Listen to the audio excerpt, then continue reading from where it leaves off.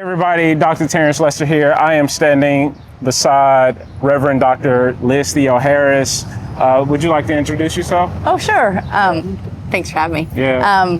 Liz Theoharis, with the Kairos Center for Religious Rights and Social Justice. I have been doing grassroots anti-poverty organizing with all kinds of organizations, including helping to found the Poor People's Campaign, a national call for moral revival, for more than 30 years. And it's good to be talking with you. It's good to be with you.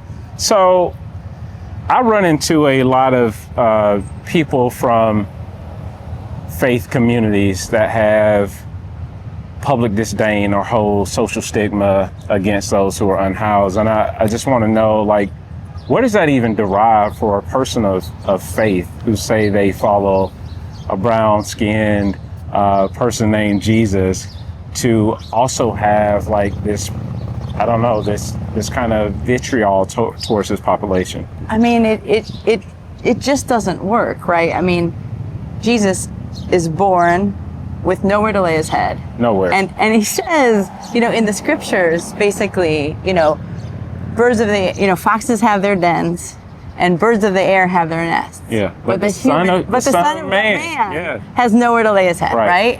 And like some folks will say, actually the kind of a deeper translation of that is that like human beings are the ones that are homeless. And in his time, right? And then and he's not saying that's okay. He's not condoning homelessness. Yeah. He's not saying you should bring your your hate and your vitriol, to those who have been made poor and homeless from systems and structures. He's saying that where you find God is amongst the unhoused. Right. And so how is it that people that call themselves Christians, including those with a lot of wealth and a lot of power, right now, basically are even supporting public policy that displaces, dehumanizes, and criminalizes those who are unhoused. And these are the beloved of God. I mean, the Imago Dei is like, we are made in the image of God. And that means like that life is sacred.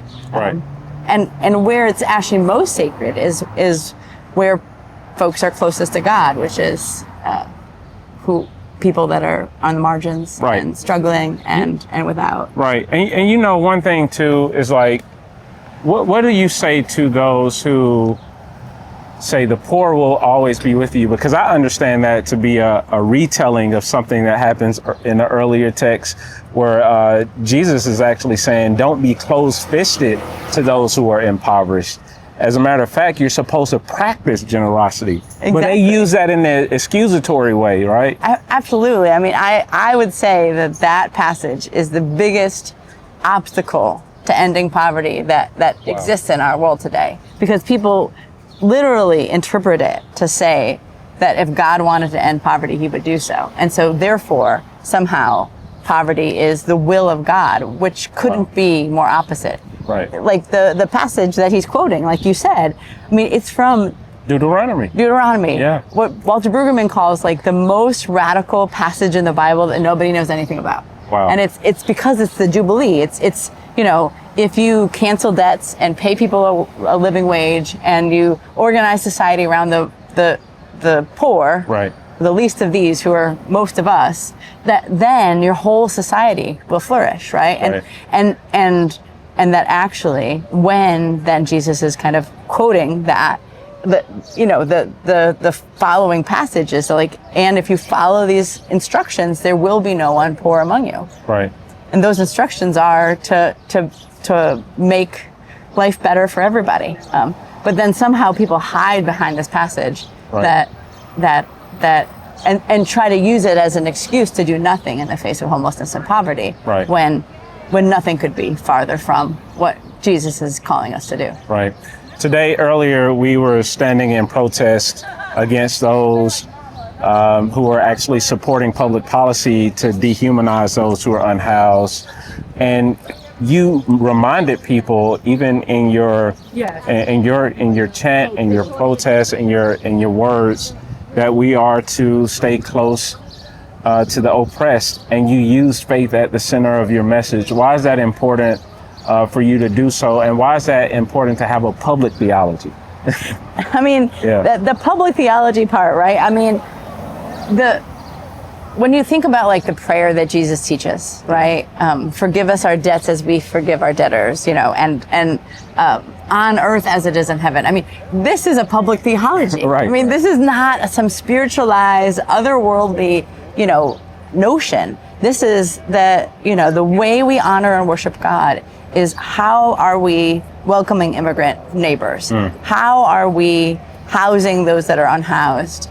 How are we lifting from the bottom so everybody can rise? I mean, the like from Genesis to Revelation, there is this constant revelation that the most talked about subject in the text. Absolutely. If you take it out, it falls apart, right? I mean, literally, there's no way to remove the kind of ending of poverty and the promoting of justice from the text, and yet somehow we have an equal sign between kind of extremism and Christian nationalism and punishing the poor and racism, equal to Christianity in our public square today. Right.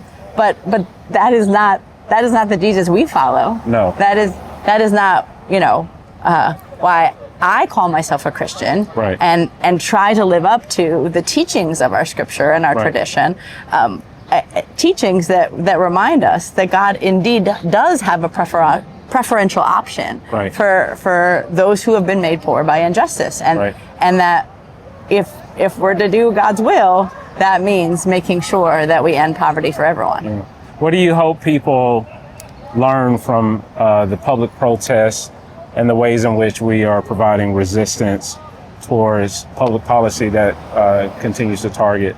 Well, I mean, I think there's a number of things. I mean, one, I think we are so beaten down right now. And just every day there's an existential threat and just a total exhaustion and fatigue. We're just embattled on everything that matters. Right. And just on our very existence. I mean, unhoused people are fighting for their very existence. Poor and low wage workers are fighting for their very existence. Right.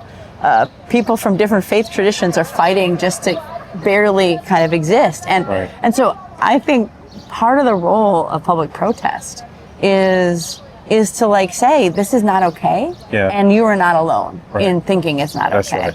Right.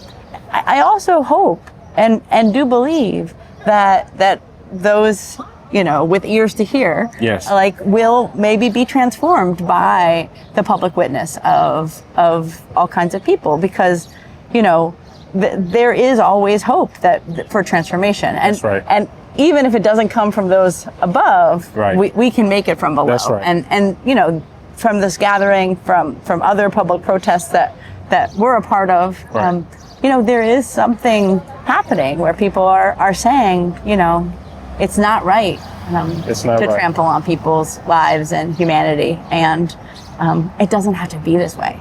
It doesn't have to be this way.